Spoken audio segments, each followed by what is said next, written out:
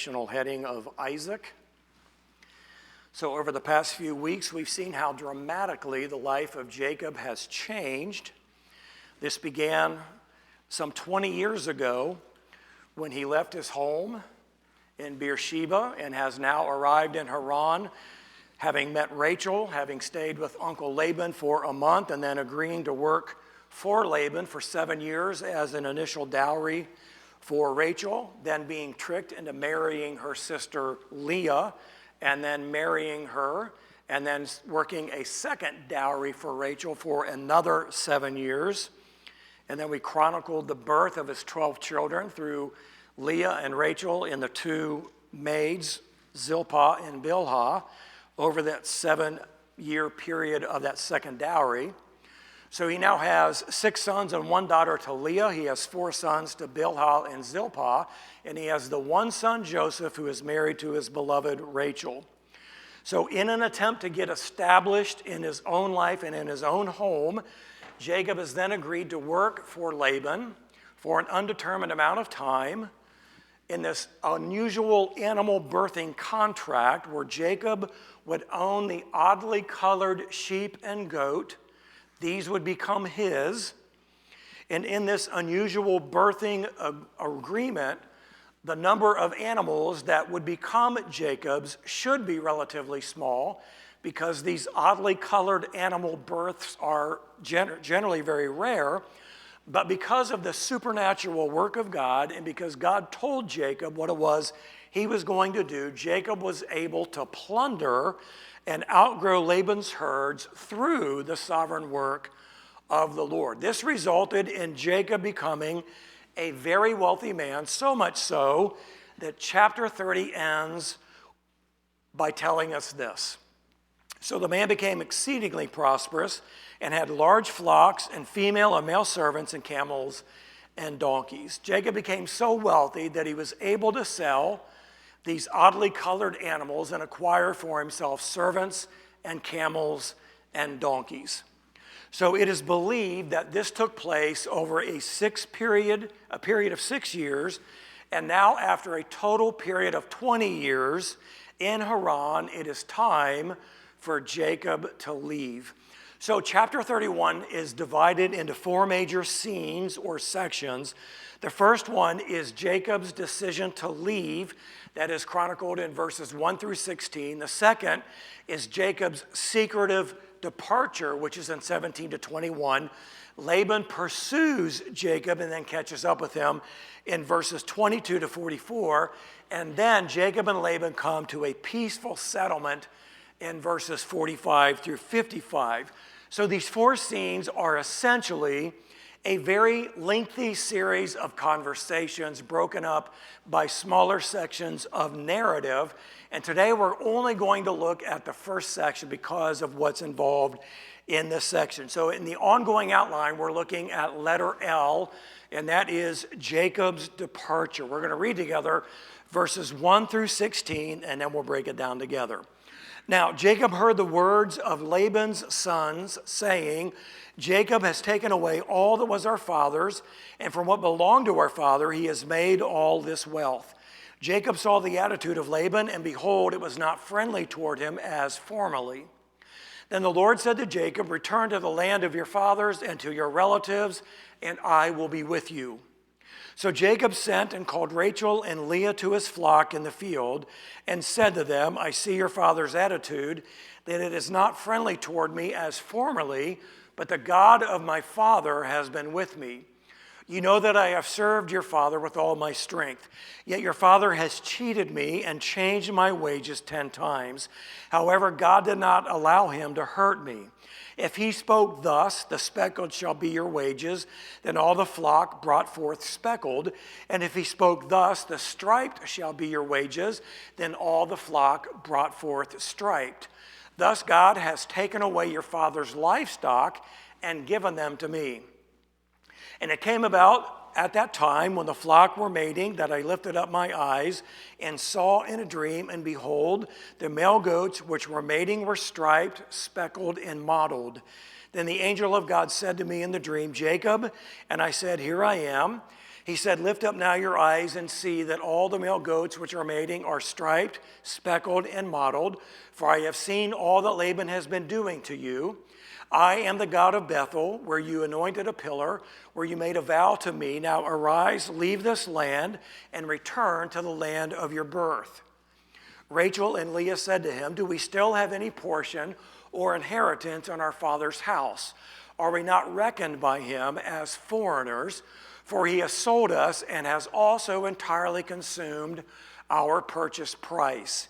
Surely all the wealth which God has taken away from our father belongs to us and our children. Now then, do whatever God has said to you." Now, in this conversation and in this narrative, there are several important things. We looked at a little bit of this last time, and we'll get a little bit of a more detailed description as it fits in this section today. So under letter L, number 1, we look at the decision to flee. Jacob's position within the family has been reversed. If you remember, when Jacob ventured from Beersheba and came to Haran or Padan Aram, he had absolutely nothing more than the clothes on his back.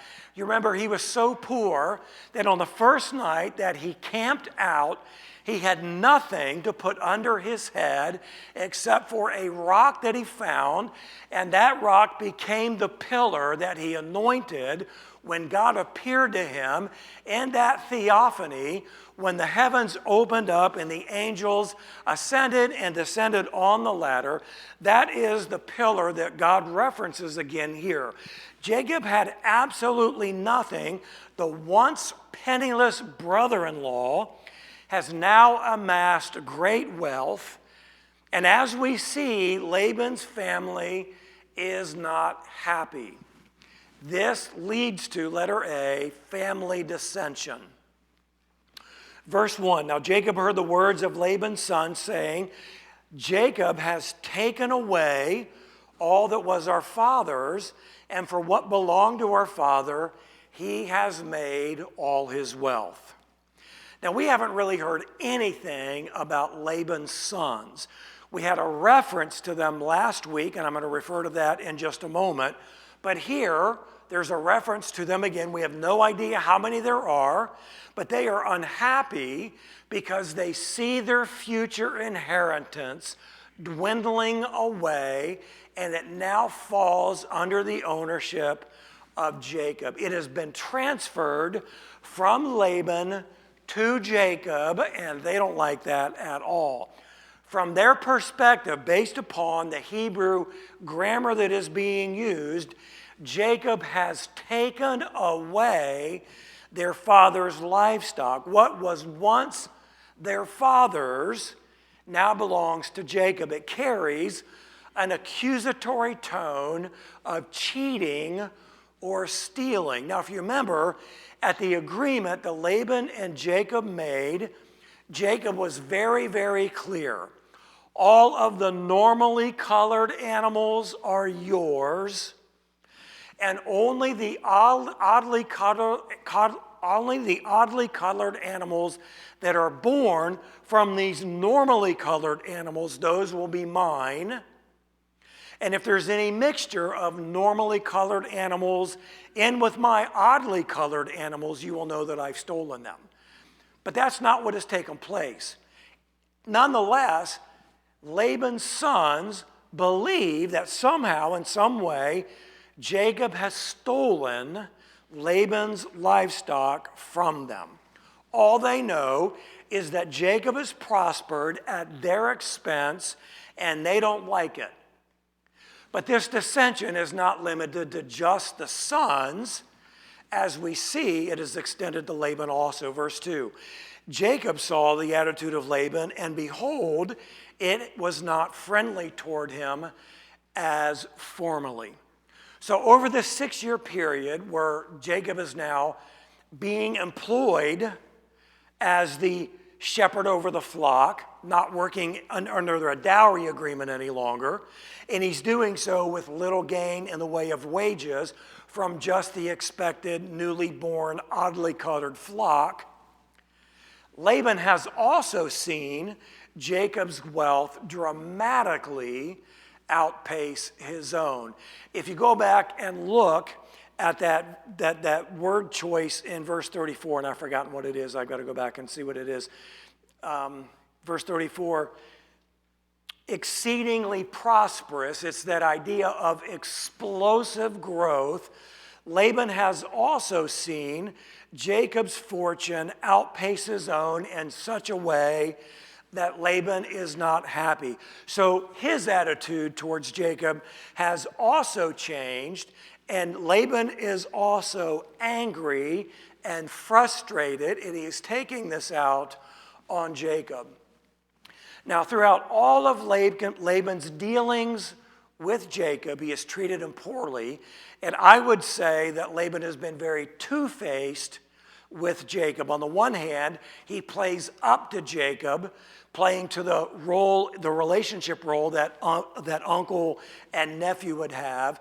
And then in the last labor agreement, name your wages and whatever you name, I will give to you. He plays up to the favor of Jacob, but always treats him poorly. But he can no longer pretend that things are well. And the two-faced Laban has only a single face now, and that is one of anger and resentment. So Laban, like his sons, have no perspective of God's blessings upon Jacob, even though Laban himself acknowledged God's blessings upon Laban's growth of flock as a result of Jacob's work. So if you go back to the labor agreement between Laban and Jacob, when Jacob was going to work for Laban under the agreement of this oddly colored flock that was going to be born, in Genesis 30:27, Laban says, if now it pleases you, stay with me. I have divined that the Lord has blessed me on your account. But Laban has totally lost that perspective, because now all he sees is that Jacob is prospering and Laban is not. His attitude does not reflect that previous recognition, which of course proves that these words spoken in 30:27 were disingenuous at best. He's only playing up to the favor of Jacob, trying to get him to stay so that he can continue to take advantage of him. So Jacob is very wealthy. This was not what Laban expected, and this was not what Laban wanted. He always wanted Jacob to be needy, and he always wanted Jacob to be underneath him.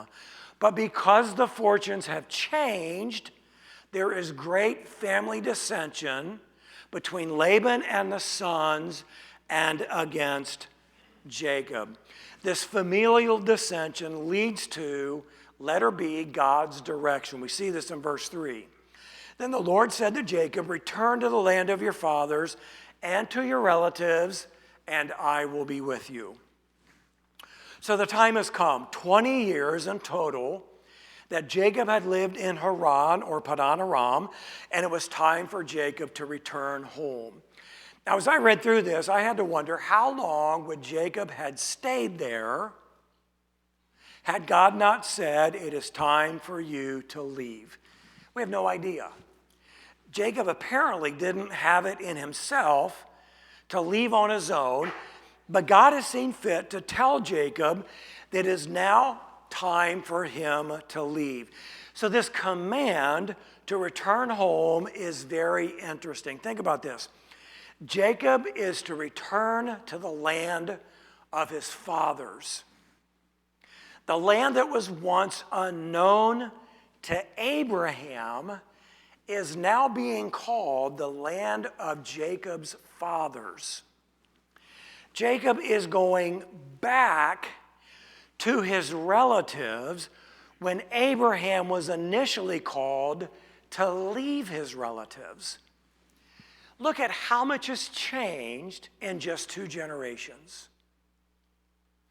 Abraham left for a land unknown to him. Abraham left his relatives, and now here is Jacob going back to the land of his fathers, going back to his relatives. Abraham had one child. Isaac had one child. Jacob now has 12 children.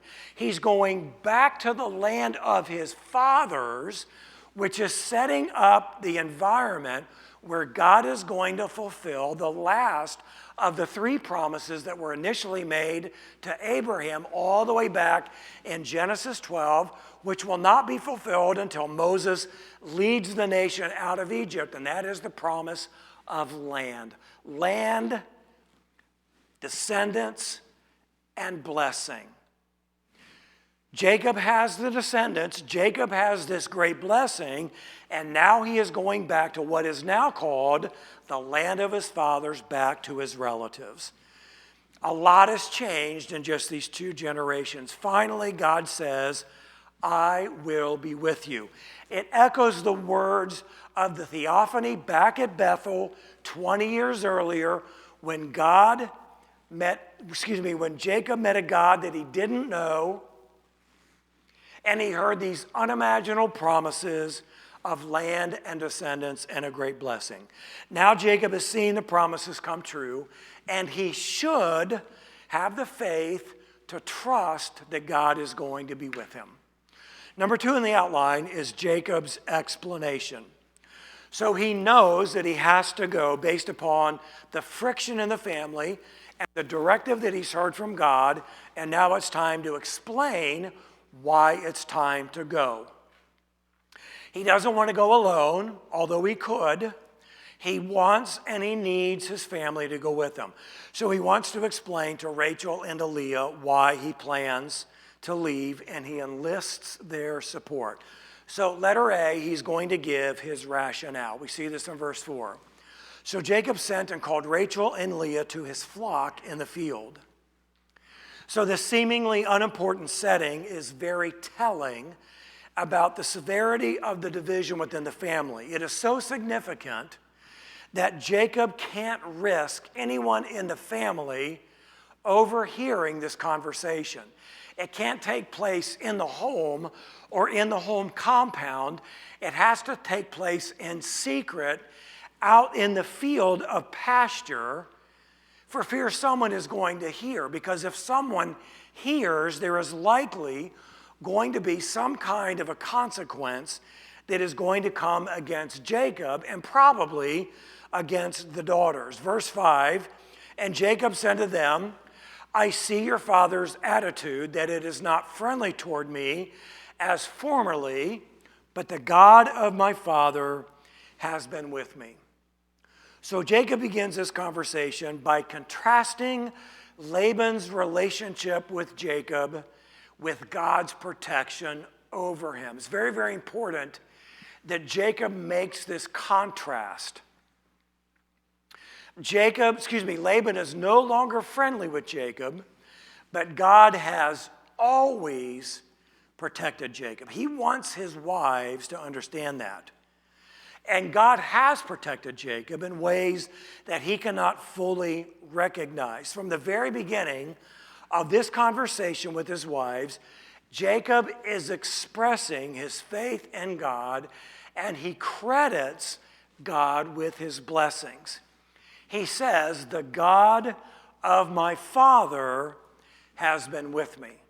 He attributes everything that he has, and everything that has happened to him to the reality that the God of his father has been with me. Next, he identifies Laban's duplicity. We aren't told anything about this, about how Laban has dealt with him during this 6-year period after the agreement was made to manage the flock for wages.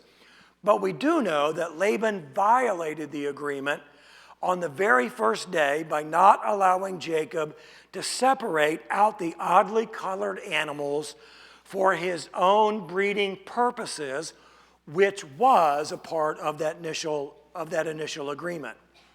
So Laban separated those animals on his own and sent them away with his sons, and he separated them away from Jacob on a 3 days journey which was in violation of the agreement. Going back to that agreement in Genesis 30, 35, and 36, so he, Laban, removed on that day the striped and spotted male goats and all the speckled and spotted female goats, every one with white in it, and all the black ones among the sheep, and gave them into the care of his sons.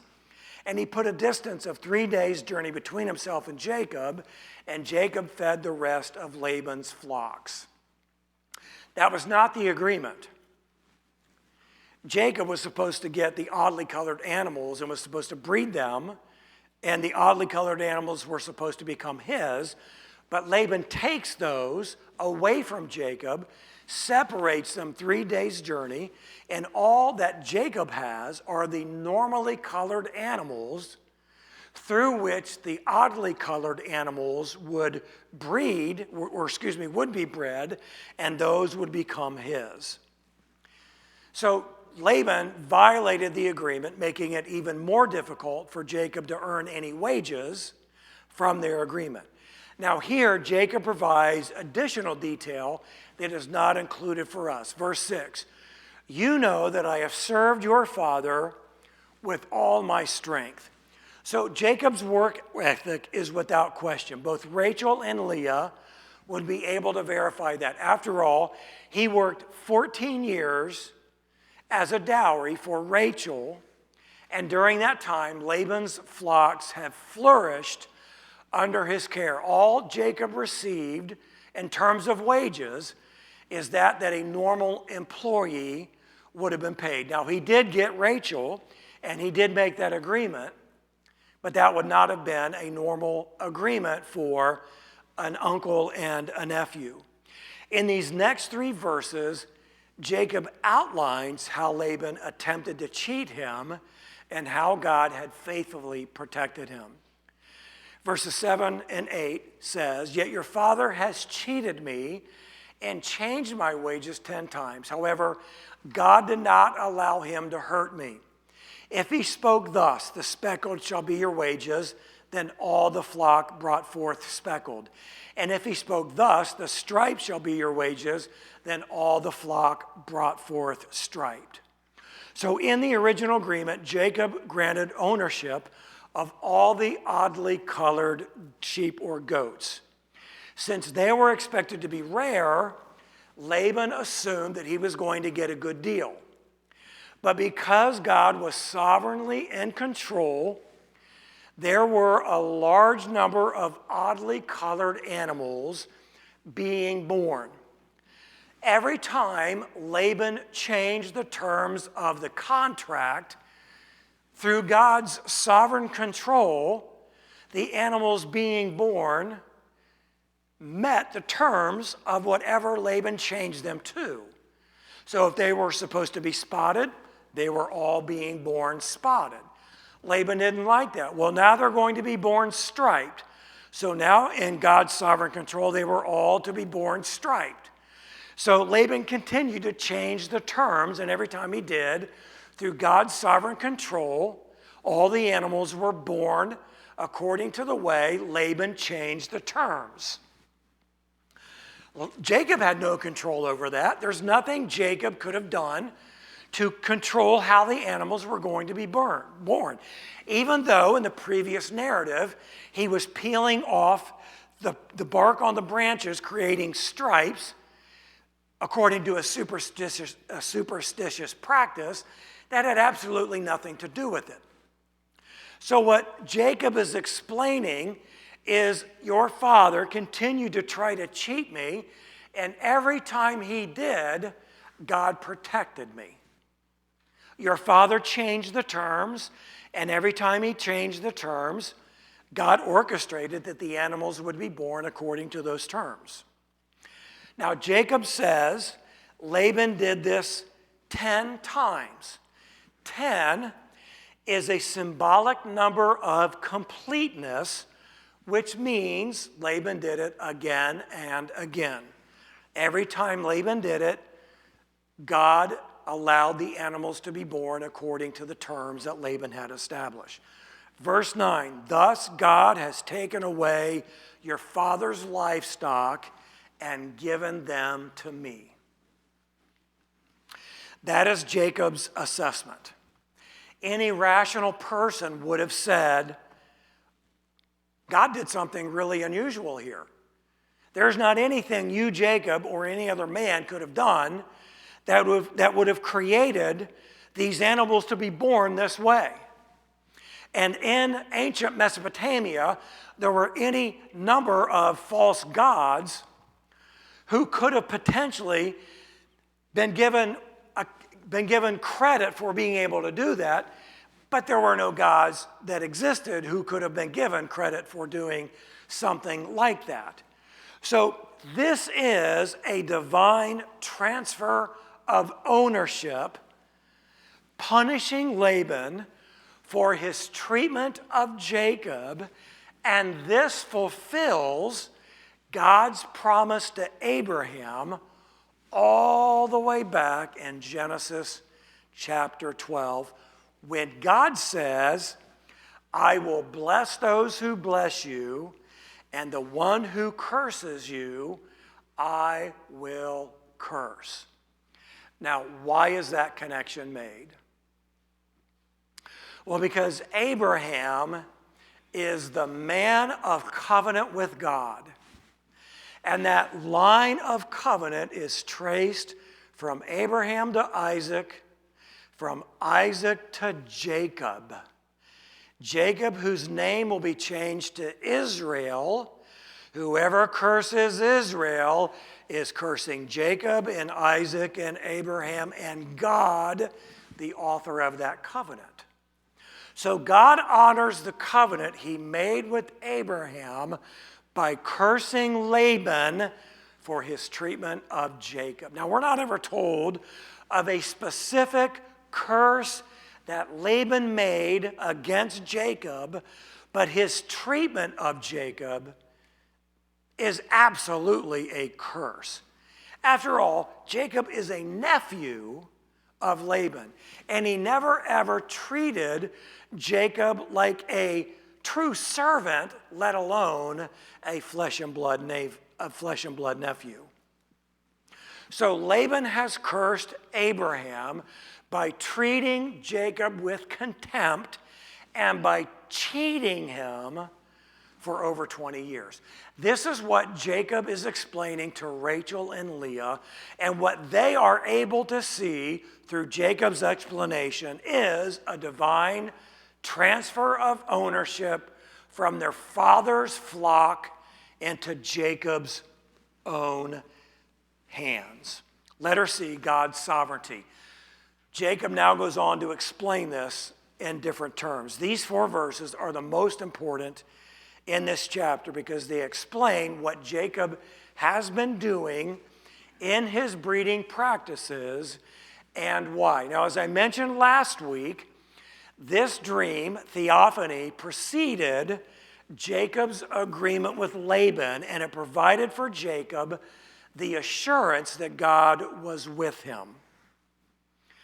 Now, the reason we can say that this preceded Jacob's agreement with Laban is through scholarship and their analysis of the Hebrew language and how they understand the way that all of this is put together. The way that Jacob is explaining this is in what he saw that created his idea of putting into practice the superstitious idea of creating these striped branches, and that would create these oddly colored animals. I can't go back and review everything that I said in last week's message, but that is the understanding that scholars have, is that this theophany took place before Jacob and Laban entered in this agreement about these oddly colored animals. So as a means of explaining to his wives why it is time to leave, Jacob is anxious to show that the success of his breeding was the result of God's blessing and God's revealing of this plan, not his own genius and not his good luck, and really not even his own superstitious practice. So here it is in verses 10 through 13. And it came about at that time when the flock were mating that I lifted up my eyes and saw in a dream, and behold, the male goats which were mating were striped, speckled, and mottled. Then the angel of God said to me in the dream, Jacob, and I said, here I am. He said, lift up now your eyes and see that all the male goats which are mating are striped, speckled, and mottled. For I have seen all that Laban has been doing to you. I am the God of Bethel, where you anointed a pillar, where you made a vow to me. Now arise, leave this land, and return to the land of your birth. So this dream happened before they entered into the agreement, which is why this is why Jacob agreed to all the oddly colored animals being his wages, because of what he saw in the dream, and because of God's assurance that this is what was going to happen, and some detail that we are not given through Jacob's recounting of the dream to Rachel and Leah. Verse 10 is the vision Jacob saw. Verse 11 and 12 is the explanation of that vision with some of the detail left out, but it is assumed from verse 8 with the increase of the multicolored animals being born. And then verse 13 contains the command for Jacob to leave. Now let me pause and say this. I don't believe that we are told of every theophany that existed in the lives of God's people. I just don't believe that. I also don't believe that we are given every detail of every theophany that is recorded in the Bible. In Jacob's excitement, he is retelling his wives why it is time to leave, and it is likely that he has left out some of the detail, and in the way he is explaining the vision, some of it is assumed, and what has happened in verse 8 with the speckled and the striped and the mottled, which is spotted animals, that have now been booming through the birth of the normally colored animals. So this is what he is telling his wives. This is what I saw in a dream, and this is what God has told me, and this is what has happened. And look at all these animals God has blessed me with. They've heard what has happened, and they have seen this as a divine transfer of ownership because of the way Laban has treated Jacob. Now, verse 13 is the most significant verse, which affirms this to be the same God that Jacob encountered at Bethel, where he made that altar and where God promised that he would bring Jacob back to his home. So the decision to leave Laban at this time is not Jacob's, but it is God's. The transfer of ownership of Laban's flock is not due to Jacob's trickery, it is God's divine transfer of ownership. Now, in this passage, there are two stated commands for Jacob to leave. One is in verse 3 at the very beginning, and there is another in verse 13 that we've just read. Now, it is unclear if these are two separate commands, with one being preparatory and the other in verse 13 being immediate, or if this was a single command and the time to leave now becoming very apparent to Jacob because of the hostility that he is now facing within the family. It is unclear to the scholars.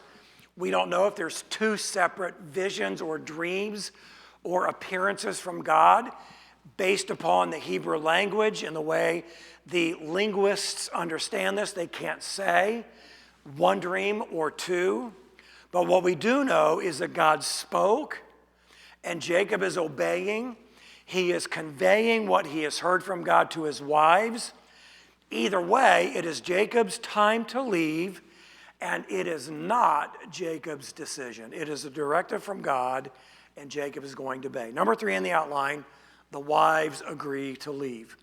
Now, as hard as life has been for Jacob over these 20 years, we get a sense here that it has been just as hard for Rachel and Leah.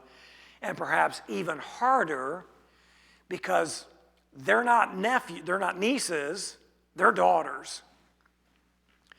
Not only do they agree to leave with Jacob, but they add reasons of their own. This is seen with the rhetorical question that they ask Jacob here in verse 14. Rachel and Leah said to him, "Do we still have any portion or inheritance in our father's house?" That's not a question where they are asking Jacob and expecting him to answer. It is a question they ask where they know Jacob knows the answer to that question is absolutely not. They know that answer is no, just as Jacob knows there's no inheritance for him either. For as much bitterness that has existed between these two sisters over gaining Jacob's love, over birthing his children, and trying to establish a role of prominence within the family, they can come to an agreement on this one thing, and that is their father has treated them horribly. And they want nothing more than to leave this home, and they'll come together on this one thing. There's three reasons that they express their willingness to leave. Letter A, they have been regarded as foreigners. We see this in the first part of verse 15. Are we not reckoned by him as foreigners? I want you to think about that. These are his daughters. Imagine feeling like your father treated you as if you were a foreigner. A foreigner is one that is considered to be an outsider or an alien, one that does not belong in the land, let alone in the home. Now, Laban treated Jacob, his nephew, like an employee, but he treated his daughters like they were foreigners. This is expressed in the fact that they have no portion or inheritance in their father's house. Additionally, in letter B, they are regarded as property. The second part of verse 15. For he has sold us and has also entirely consumed our purchase price. Now, this is a reference to the traditional dowry that was paid when a daughter was given in marriage. In ancient times, a good portion of that dowry would go to the daughter in the establishment of a home. Now, Jacob did not pay a traditional dowry. He had nothing to pay a dowry with. But what he did do was he worked for 14 years. And although he would have been paid some kind of a wage, and that would have generated some kind of tangible property for Jacob, his 14 years of work for Laban did generate tangible wealth for Laban, as Laban himself verified when he and Jacob were coming to some kind of a new wage agreement when he was going to shepherd the flock for Jacob's new wage. But whatever gain was generated as a result of Jacob's 14 years worth of work has not materially benefited his daughters at all. In this sense, whatever that dowry would have been has been completely consumed by the father, and in this sense, he has sold them, and whatever that gain was monetarily has been consumed by the father. He's regarded them as nothing more than something by which he can profit. That's the way they feel about their father as his daughters. Now, in ancient times, it wasn't completely uncommon for women to feel like property, to feel like they didn't have great value or worth. But I would contend that the way these daughters felt was pretty rare. Probably not alone, but it speaks to the depravity that exists within Laban's heart. Greedy, manipulative, deceitful, and a true user of people in general. The third reason that they are ready to leave, in letter C here, is that reparations have been made by God. This is interesting, verse 16. They say, surely all the wealth which God has taken away from our father belongs to us and our children. Now then, do whatever God has said to you. That is the strongest indictment that they could make against their father. In their estimation, what Jacob has gained is divine justice for what their father has done to them and the way their father has treated them. You will note the mention of our children. It demonstrates the women's zeal for their own heirs, distinguishing their family from that of their fathers and their brothers. It is a line that is drawn in the sand, and their allegiance is solely to their husband and to their children. Make no mistake about it, when they get ready to pack up and leave, there is no looking back. There is no regret. There is no second thought. They are ready to look forward, and they are going to be with Jacob for now and forevermore. This is a critical juncture in Jacob's life. And I would imagine that as he hears these words from these two women, and as he thinks about these 12 children that he now has, and as he thinks about the journey that he has been on, I don't know that he really understands the challenge ahead of him, but I would venture to say that he is going to be forced to trust in God in ways that he has not since he left 20 years earlier. And I would venture to say that when he left 20 years earlier, he had no clue what he was about to face. But this journey is not just about him going to find a bride. This is about him and this new family that he has just established,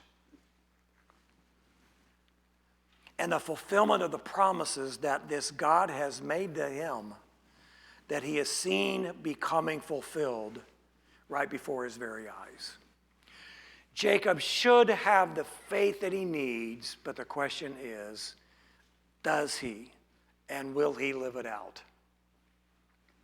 Well, we're going to see some of the challenges that he faces, and I think it reminds us of our own challenge of the faith that we should have in our own lives as we continue to encounter various difficulties and challenges in our own lives. You know, we look back at God's faithfulness, not only over the past 20 years, but some of us over a much, much longer period of time. And we look at the faithfulness of God to all of these biblical characters. And we come to a crisis, we come to a difficulty, and we often fret and worry and wonder and get anxious and excited over what's God going to do? Is God going to work? Is God going to take care of it? And it's just ridiculous how little faith we truly possess when the rubber meets the road. So this serves as a reminder for us and what Jacob's about to face, and whatever we are about to face, that which we don't yet know. Would you bow with me in prayer, please?